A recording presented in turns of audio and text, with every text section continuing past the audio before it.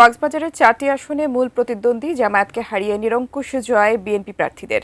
ফুলের শুভেচ্ছা জানাতে বিজয়ী প্রার্থীর বাড়িতে ভিড় করছেন নেতাকর্মীরা। এ বিষয়ে বিস্তারিত জানাচ্ছেন প্রতিনিধি অর্পণ বড়ুয়া। অর্পণ, যেমনটা জানাচ্ছিলাম, কক্সবাজারের 4টি আসনেই বিএনপি প্রার্থী জয়ী হয়েছেন। এই মুহূর্তে নিশ্চয়ই আনন্দের জোয়ার বইছে বিএনপি শিবিরে। এ নিয়ে আমাদের বিস্তারিত জানাবেন।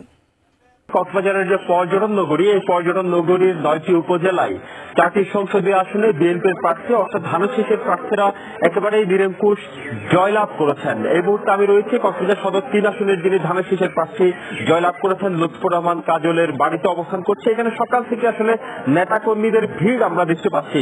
আমি ভরসা রাখি হিরন স্মার্ট ওয়াটার পিউরিফায়ারে।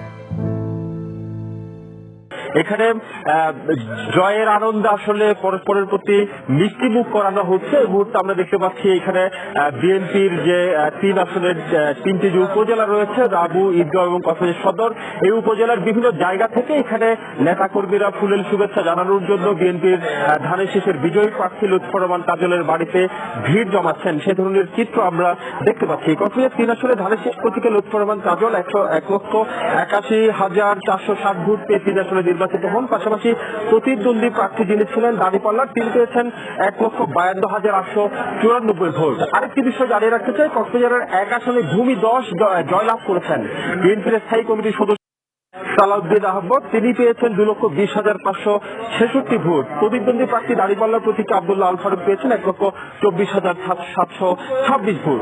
এই মুহূর্তে যারা আসলে এখানে আনন্দ উদ্বেলিত হচ্ছেন, যারা আনন্দ প্রকাশ করছেন, তাদের একটু অনুভূতি জানবার চেষ্টা করব যে এই আনন্দটি কিভাবে আপনারা উদযাপন করছেন।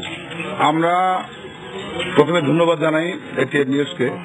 আমরা আনন্দ উদযাপন হবে আগামী 5 বছর জনগণের সাথে মিশে যাওয়ার, জনগণের সেবা করার, জনগণের যে প্রত্যাশা নিয়ে আমাদেরকে ভোট প্রদান করে জয়যুক্ত করেছে, সেটা এখন তাদের কাছে গিয়ে ফেরত দেওয়ার সময় আমাদের চলে আসছে। আমরা বিএনপির সালাউদ্দিন আহমদ বলেছেন আসলে ধানের শীষের প্রতি আসলে শুরু থেকে যে জনস্রোত, সেই জনস্রোতেই ধানের শীষ প্রতীককে আসলে বিজয়ী করেছে। এটি আসলে প্রত্যাশিত ছিল।